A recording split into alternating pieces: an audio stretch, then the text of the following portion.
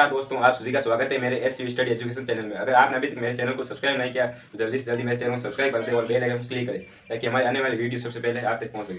दोस्तों, मैं class 10 CBSE और NCERT से रिलेटेड टेट, सोशल साइंस, मैथमेटिक्स और साइंस के वीडियो बनाता हूँ। आज मैं क्लास 10 के सोशल साइंस के चैप्टर 6 जो कि अभी नया सिलेबस आया उसके आधार पर यह वीडियो बनाया है और ये इसका फर्स्ट पार्ट है। यह वीडियो चैप्टर 6 पॉलिटिकल पार्टीज के बारे में है। तो दोस्तों, इस वीडियो को एंड तक जरूर देखें और इस वीडियो को बनाने में मुझे बहुत मेहनत लगी है, तो इस वीडियो पूरा देखें।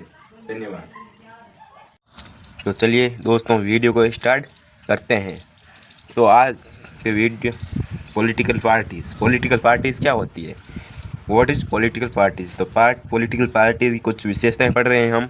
तो देखिए, पहली विशेषता ये है कि a political party is an organised group of people. एक जो पॉलिटिकल राजनीतिक दल होता है वो एक लोगों के द्वारा चुना हुआ एक ग्रुप होता है जो कि who come together to contest election and hold powers in the government. वो इलेक्शन लड़ने के लिए, मतलब चुनाव लड़ते हैं और जब सत्ता में आते हैं, होल्ड पावर्स यहाँ में मतलब सत्ता में आते हैं, सत्ता में गवर्नमेंट उनकी सरकार सत्ता में आती है, उसे हम पॉलिटिकल पार्टीज़ कहते हैं। मतलब a political party is an organised group of people who come together to contest election and hold powers in the government. मतलब एक पॉलिटिकल पार्टी में एक ऑर्गेनाइज्ड ग्रुप होता है, मतलब लोगों का, जो इलेक्शन में आते हैं, चुनाव लड़ते हैं और जब उनकी सरकार बन जाती है तो वो सत्ता में चले जाते हैं, उसे हम पॉलिटिकल पार्टीज़ कहते हैं। तो सेकंड इसका क्या है, दे reflect fundamental division in a society. वो समाज में रिफ्लेक्ट करते हैं, क्या रिफ्लेक्ट करते हैं, फंडामेंटल डिवीज़न। वो सोसाइटी में क्या रिफ्लेक्ट करते हैं, फंडामेंटल डिवीज़न। समाज में फंडामेंटल डिवीज़न करते हैं, क्या करते हैं, रिफ्लेक्ट फंडामेंटल डिवीज़न रिफ्लेक्ट करते हैं। अब क्या है, every political parties have 3 components. मतलब ये जो भी पॉलिटिकल पार्टी होती है, प्रत्येक पॉलिटिकल पार्टी के अपने अपने कंपोनेंट होते हैं, 3 कंपोनेंट होते हैं। और पहला क्या था, लीडर्स। अगर किसी पार्टी में कोई लीडर ही नहीं है तो वो पार्टी कैसे बनी। तो पहला सबसे मेन है क्या, लीडर्स। मतलब जो प्रतिनिधि होते हैं वो पार्टी की जान शान और आन बान सब होते हैं। तो पहला है लीडर। सेकंड क्या है, एक्टिव मेंबर।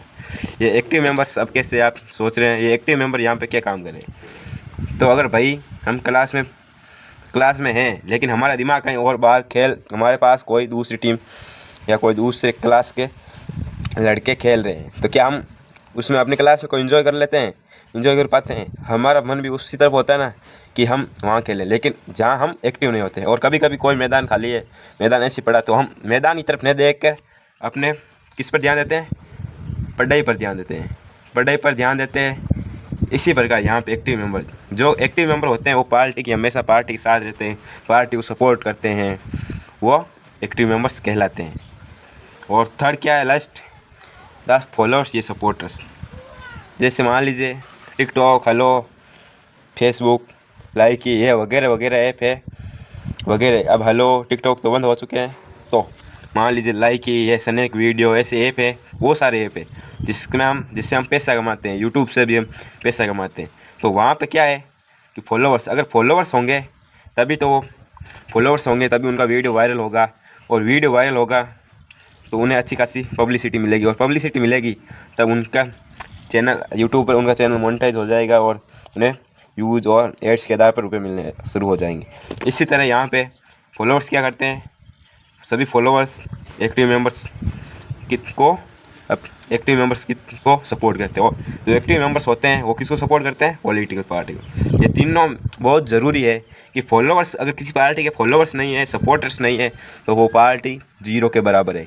क्योंकि एक्टिव मेंबर्स ज़्यादा तक कब हो गए, जब उनके फॉलोअर्स ज़्यादा होंगे, और जब फॉलोअर्स ज़्यादा होंगे तो एक्टिव मेंबर्स अच्छे होंगे, अच्छे एक्टिव मेंबर्स को चुनकर ही वो भेजेंगे।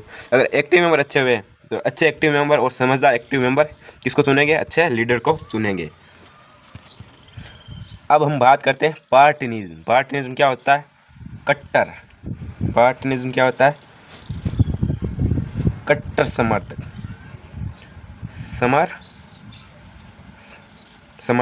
कट्टर समर्थक। पार्टनिज्म मतलब क्या होता है? कट्टर समर्थक। अब आप कैसे समझ रहे हो कट्टर का मतलब क्या होता है? अरे भाई, हम क्रिकेट का एग्जाम्पल लेते हैं यहाँ पे। देखिए कि अगर कोई क्रिकेटर है, मान लीजिए Virat Kohli, Rohit Sharma, Mahendra Singh Dhoni, Hardik Pandya, Glenn Maxwell, Aaron Finch, Kane Williamson, ऐसे बहुत सारे अच्छे अच्छे बैट्समैन हैं। अब उनमें से हम क्लास में भी कई बार लड़ते हैं, कहीं पर भी जाते हैं, तो अगर कहीं पर भी हमें कोई हमारा खिलाड़ी का अपमान करता हुआ नज़र आता है, हमारे खिलाड़ी की बुराइयाँ करता है, तो हम उसकी भी बुराइयाँ शुरू कर देते हैं। मतलब हम ये नहीं सोचते हैं, उनकी गलतियाँ नहीं देखते कि यार अरे यार आज रोहित नहीं चला, तो रोहित नहीं चला, वो क्या कह रहा है, तो रोहित वाला क्या कहेगा कि रोहित रोज़ थोड़ी चलेगा, एक दिन ही चलेगा, कभी दूसरे को भी चलना चाहिए, तेरे विराट को देख वो भी नहीं चला। तो ऐसे लड़ाइयाँ हो सकती है, लड़ाई हो जाती कई बार। लेकिन यहाँ पे कट्टर समर्थक का मतलब है, देखिए वो ये नहीं कह रहा, हाँ भाई वो रोहित वाला ये नहीं कह रहा रोहित शर्मा आज नहीं चला तो उसमें थोड़ी बहुत उसकी गलती है, उसको समझ के खेलना चाहिए। और विराट नहीं चला तो विराट वाला ये नहीं कह रहा है विराट को चलना चाहिए, वो काफ़ी मैचों से नहीं चल रहा है। दोनों अपने अपने मत रख रहे हैं, लेकिन वो एक दूसरे की गलती मानने को तैयार नहीं है। इससे हम कट्टर समर्थक कहते हैं, मतलब जो किसी को छोड़ता नहीं हो, कट्टर समर्थक, उसे कट्टर समर्थक कहते हैं। तो अब डिफाइन पढ़ते हैं। A person who is strongly committed to a party, group और function is called a partner. कोई भी व्यक्ति होता है वो स्ट्रांगली मतलब मजबूती से अपने पूरे जोर से कम से कमिटेड मतलब उसकी तरफ हो जाता है, किसी पार्टी की तरफ हो जाता है, किसी ग्रुप जैसे किसी फंक्शन मतलब वो यहाँ पे कोई टीमें होती है, कई टीमें होती है, कोई आयोजन होते हैं, कहते हैं वो अवार्ड बेस्ट है, ये अवार्ड बेस्ट है, कोई कहते हैं ये एक्टर बेस्ट, मतलब हर फील्ड में पार्टनिज्म होता है, कट्टर समर्थक होते हैं हर पार्टी। तो अब क्या है, पार्टनरशिप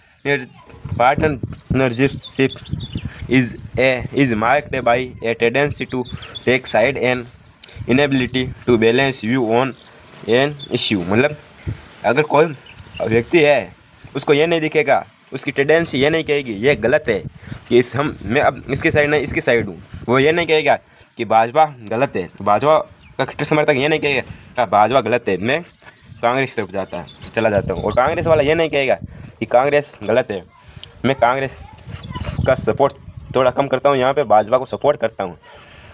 तो वो ये नहीं देखते हैं कि कौन सही है कौन गलत है, वो सिर्फ समर्थक होते हैं। वो कोई भी गलत हर जगह बेहस हिंसा हो सकती है, कई बार होती है, हम टीवियों में न्यूज़ सुनते हैं आज ये हो गया आज ये हो गया, तो वो उनका विरोध होता है अलग अलग पार्टियों के।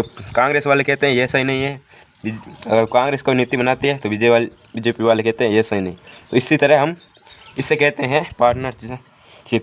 दोस्तों वीडियो कैसा लग रहा है कमेंट में बताइएगा, और वीडियो अच्छा नहीं लगे तो स्किप कर सकते हैं, आप वीडियो को छोड़ सकते हैं। अब हम बात करते हैं कि पॉलिटिकल पार्टी की ज़रूरत क्यों होती है, need of the political party, मतलब राजनीतिक दल की ज़रूरत क्यों होती है हमें। क्या राजनीतिक दल के बिना सरकार नहीं चलती, क्या राजनीतिक दल होना ज़रूरी है। तो देखिए अब हम इसे समझते हैं। अब देखिए कि राजनीतिक दल के बिना पार्टी शासन नहीं चल सकता, तो अब इससे हम समझते हैं कि पार्टी की ज़रूरत क्यों होती है राजनीति। It is very difficult to imagine to representative democracy without political party. ये अगर हम कल्पना करते हैं कि अगर कोई पॉलिटिकल पार्टी होगी नहीं तो क्या डेमोक्रेसी अच्छे से चल पाएगी, क्या उनके रिप्रेजेंटेटिव अच्छे से काम कर पाएंगे या नहीं।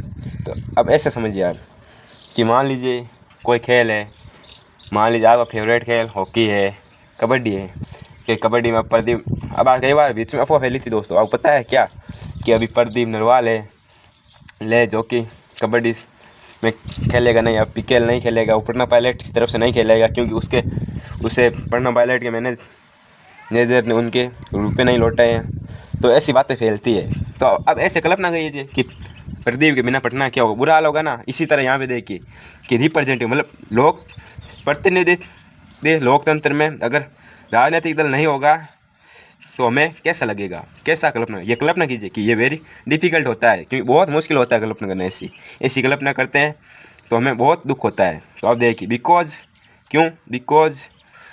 Without parties every candidate is independent, मतलब सभी कैंडिडेट है वो इंडिपेंडेंट हो जाएंगे, आराम इंडिपेंडेंट हो जाएंगे, स्वतंत्र हो जाएंगे।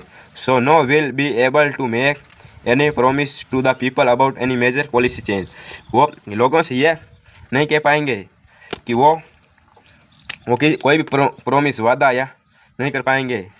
प्रॉमिस वादा नहीं कर पाएंगे कि हम ये पॉलिसी चेंज करेंगे, क्योंकि वो करेगा तो इसमें इतने रिप्रेजेंटेटिव हो जाएंगे। अभी हर एक आदमी कह रहा है कि मैं ऐसा बनता हूँ ऐसा बनता हूँ, वो पॉलिटिकल पार्टी के बारे में सोचता है। तो अब देखिए आगे, the utility of government will be uncertain, मतलब यूटिलिटी होगी गवर्नमेंट की वो डायरेक्टली अनसर्टन हो जाएगी। Elected members will be responsible for their constituencies, वो अपने अपने कॉन्स्टिट्यूंसीज के खुद रेस्पॉन्सिबल होंगे कि वो अपना वर्क कैसे करते हैं। देखिए कैसे वर्क करते हैं। अब no will be responsible for how to the country will be run, और दूसरा कोई भी रेस्पॉन्सिबल नहीं होगा।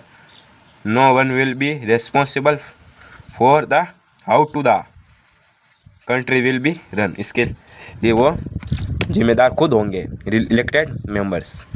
अब आगे देखिए second point, the rise of political parties directly linked to the emergence of representative democracies, मतलब जो पॉलिटिकल पार्टीज का लिंक होता है, मतलब उसका जो जुड़ाव होता है वो किसके साथ होता है, डायरेक्टली मतलब सीधा किसके साथ होता है, रिप्रेजेंटेटिव मतलब प्रतिनिधि डेमोक्रेसी के साथ होता है।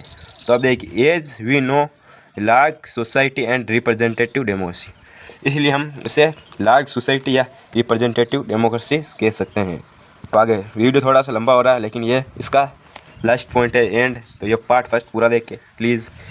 As society will large and complex, अब आज जो अभी का जो समाज है वो बहुत बड़ा है और कॉम्प्लेक्स मतलब जटिलताएँ है, उसमें बहुत से कुनीतियाँ हैं जो और बहुत से अलग अलग सोच वाले व्यक्ति हैं। They also needed some agency to gather different views on various issue and to present these to the government, मतलब उन्हें अब उनके बीच लड़ाई होगी तो कौन सॉल्व करेगा। अगर मान लीजिए हम एक ही घर में रह रहे हैं, 20 घर में कोई 2 किराएदार लड़ लेते हैं तो अब उसके घर के मालिक को उन्हें संभालना पड़ता था। वैसे ही सोसाइटी में कोई लड़ते हैं तो उसके सेक्रेटरी को, ऐसे। तो यहाँ पे सोसाइटी बहुत, हमारा देश बहुत बड़ा है, तो अगर देशवासी लड़ने लगे तो उन्हें कौन संभालेगा। इसलिए सरकार का होना बहुत ही ज़रूरी है जो कि अपने डिफरेंट व्यूज़ रखती है और इश्यू को सॉल्व करती है। This is done by political, इसीलिए पॉलिटिकल पार्टी का होना ज़रूरी है। तो दोस्तों वीडियो कैसा लगा कमेंट में ज़रूर बताइए, और अगला वीडियो मैं बहुत ही जल्द आपके लिए लेकर आऊँगा, तो वीडियो को गाइस पूरा देख लेना।